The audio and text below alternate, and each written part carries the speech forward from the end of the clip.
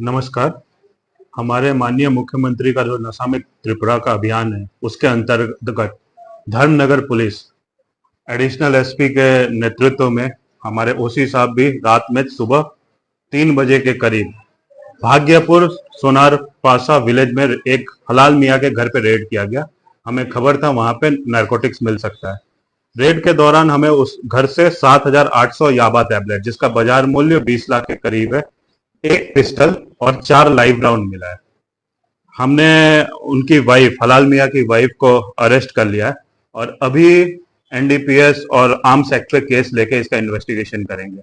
आपको पता होगा कि हमारे नए डीजीपी साहब ने हमें स्ट्रिक्ट इंस्ट्रक्शन दिया है to go all out on NDPS, तो हम उनके मार्गदर्शन में नशा मुक्त त्रिपुरा पे बहुत अच्छे से काम कर रहे हैं और ये हमारे धर्मनगर पीएस का बड़ा अचीवमेंट है। Thank you.